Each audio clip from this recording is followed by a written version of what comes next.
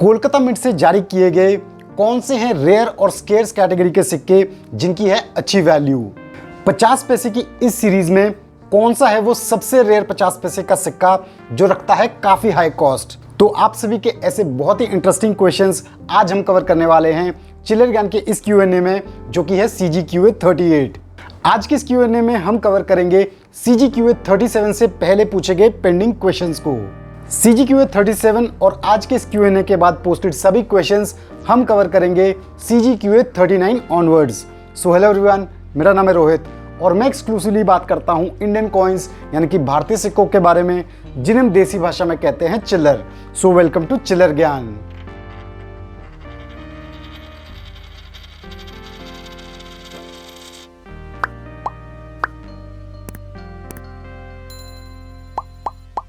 Viewers, अगर आपको चिल्लर ज्ञान के Q&A वीडियोस पसंद आते हैं और आपको अपने क्वेश्चंस के सेटिस्फैक्टरी जवाब मिलते हैं, तो मैं चाहता हूं कि आप सभी भी अपनी रिस्पॉन्सिबिलिटी निभाएं और चिल्लर ज्ञान के वीडियोस को ज़्यादा से ज़्यादा शेयर करें ताकि ये ब्रॉडर ऑडियंस तक पहुंच पाए।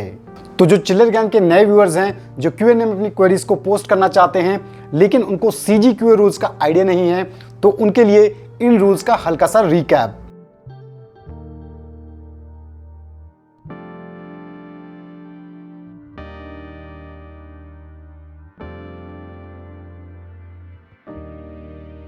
आप सभी को इन रूल्स को स्ट्रिक्टली फॉलो करना है, क्योंकि तभी आपके क्वेश्चंस Q&A वीडियोस में लिए जाएंगे।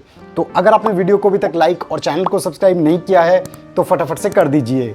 तो बिना किसी देरी के डायरेक्टली स्विच करते हैं आप सभी के क्वेश्चंस पे और स्टार्ट करते हैं आज का ये Q&A, जो कि है CGQA 38। तो आज का सबसे पहला क्वेश्चन पूछा है देवी मिश्रा जी ने। ये जानना चाहते हैं कि कोलकाता मिंट से जारी किए गए 1 रुपए के स्मारक और डेफिनेटिव सिक्कों में से कौन से सिक्के एक्सपेंसिव कॉइन्स हैं, यानी कि जिनकी आज की डेट में अच्छी वैल्यू है। तो सबसे पहले अगर हम बात करते हैं कोलकाता मिंट से जारी किए गए 1 रुपए के डेफिनेटिव कॉइन्स की, तो उनमें एज पर माई नॉलेज केवल एक ही सिक्का है जो कि थोड़ा सा कलेक्टेबल कॉइन है, और ये सिक्का है कैलकाटा मिंट से जारी किया गया ईयर 1962 का ये डेफिनेटिव 1 रुपए का सिक्का। यूएनसी कंडीशन में ये सिक्का आज की डेट में कॉस्ट रखता है 100 से 150 रुपए के बीच। कोलकाता मिंट से जारी किए गए बाकी लगभग सभी डेफिनेटिव कॉइन्स कॉमन कैटेगरी के ही सिक्के हैं। कोलकाता मिंट से जारी किए गए 1 रुपए के स्मारक सिक्कों की अगर हम बात करें तो 1985 में इंटरनेशनल यूथ ईयर का ये सिक्का और 1990 में food for the future theme का ये जो 1 रुपए का सिक्का है, ये दोनों ही सिक्के स्केर्स कैटेगरी में आते हैं। इन सिक्कों का यूएनसी कंडीशन में एस्टिमेटेड कॉस्ट प्राइस है 100 से 150 रुपए के बीच।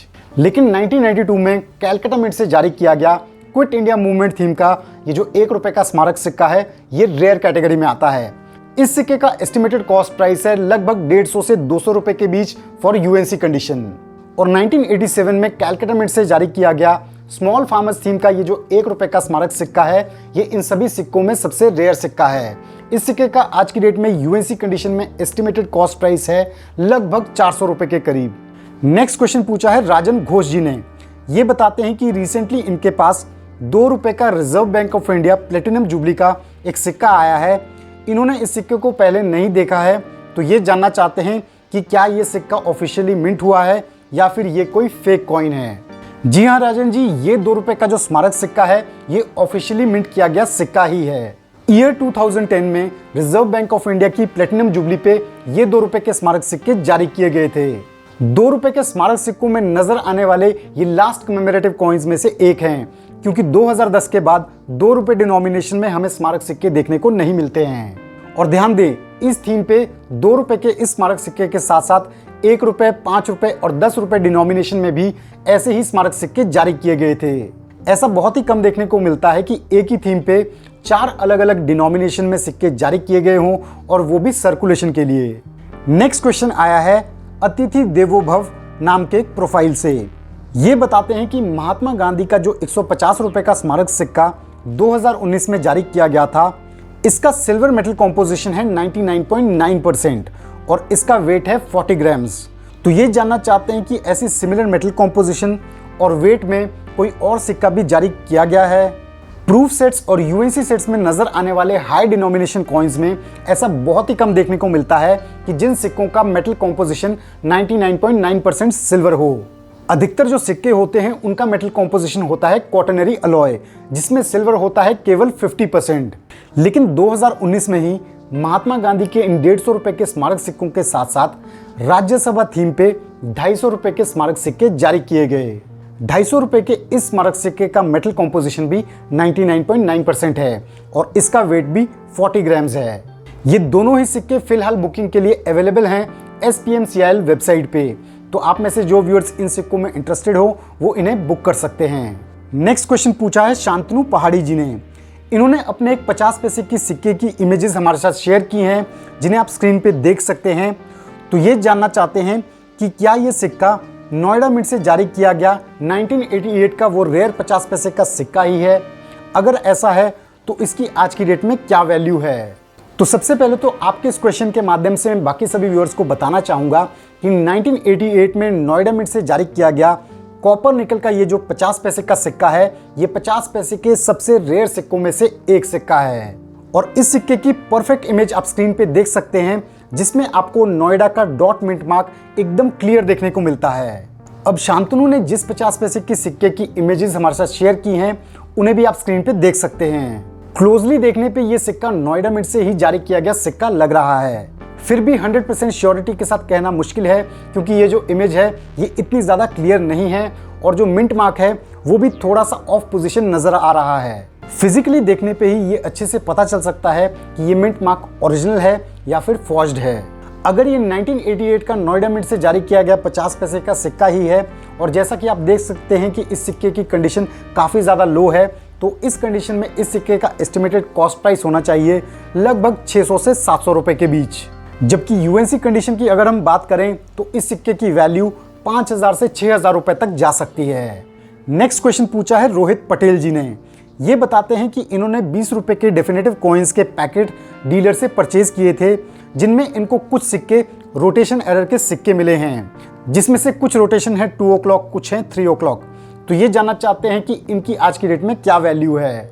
तो रोहित जी, जैसा कि 20 रुपए के ये डेफिनेटिव कॉइन्स पिछले 1 साल से सर्कुलेशन में आने शुरू हो गए हैं और फ्यूचर में ये बल्क में देखने को मिलेंगे ही, तो ऐसे ही इन सिक्कों में रोटेशन एरर के कुछ सिक्के भी देखने को मिल रहे हैं। रोटेशन एरर के इन सिक्कों का एवरेज कॉस्ट है लगभग 50 रुपए के करीब। नेक्स्ट क्वेश्चन पूछा है शाहबुद्दीन शेख जी ने।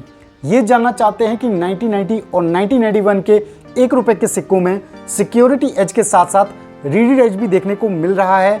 अगर ऐसा है तो इसके बारे में जानकारी दें। तो शाहबुद्दीन जी, अगर हम 1990 के 1 रुपए के सिक्कों की बात करें तो वो जारी किए गए थे कैलकाटा, बॉम्बे और हैदराबाद मिंट से। तीनों ही मिंट से जारी किए गए इन सिक्कों में सिक्योरिटी एज तो कॉमनली देखने को मिलता ही है, लेकिन इसके साथ साथ तीनों ही मिंट से रीडेड एज के सिक्के भी देखने को मिलते हैं, जो कि कंपैरेटिवली कम नजर आते हैं। नेक्स्ट क्वेश्चन पूछा है चिदानंद जी ने। ये बताते हैं कि इनके पास एडवर्ड 7 का एक सिल्वर 1 रुपी कॉइन है, जिसमें कोई भी डेट या फिर मिंट मेंशन नहीं है। तो ये इसके बारे में जानकारी चाहते हैं। तो आप सभी स्क्रीन पे इनके सिक्के को देख सकते हैं, जिसमें ईयर मेंशन नहीं है, जिसमें ईयर देखने को नहीं मिल रहा है। तो ऐसा यूजुअली तब पॉसिबल होता है जब डाई में ग्रीस फिल हो जाए, यानी कि ये डाई फिल एरर कॉइन है, जिस वजह से ईयर विजिबल नहीं है।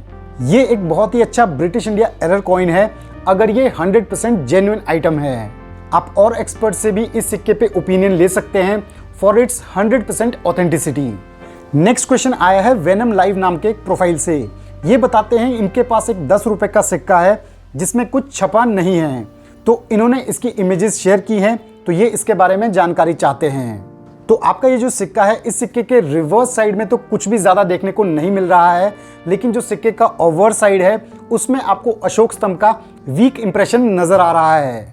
तो आपका ये जो 10 रुपए का बायोमेटेलिक कॉइन है, ये extremely weak strike error coin है, यानी कि इस सिक्के को स्ट्राइक करते हुए जो डाई इस पे स्ट्राइक की गई है वो इसके ऑप्टिमम प्रेशर से स्ट्राइक नहीं हुई है। नेक्स्ट क्वेश्चन पूछा है विलास जी ने।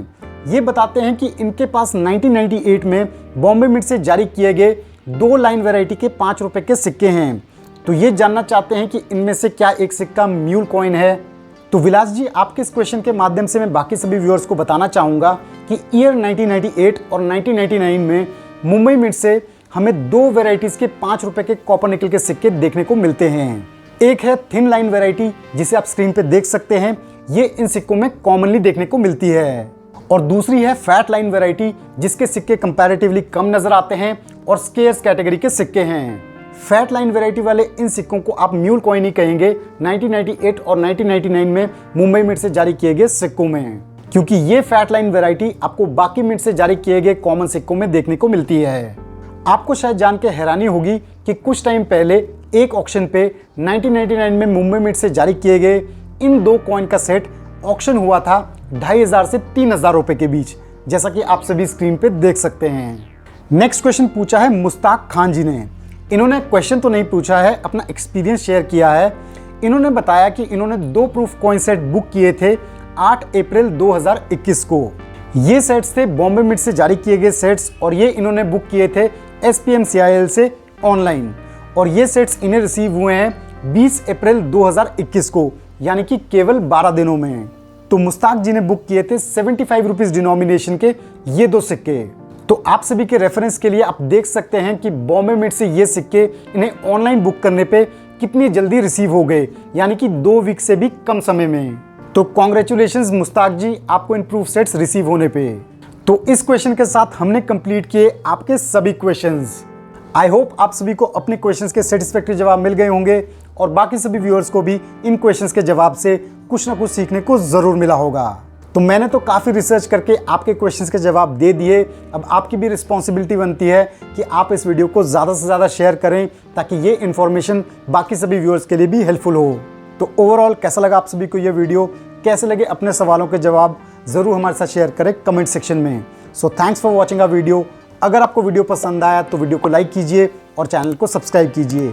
अगर आप हमारे सब्सक्राइबर पहले से हैं तो बेल आइकन को हिट कीजिए ताकि आपको मिलते रहें चैनल रिलेटेड अपडेट्स जल्द से जल्द। मैं जल्दी अपलोड करूंगा अपना next chiller video. So stay tuned to chiller Gyan. Till then, जय हिंद।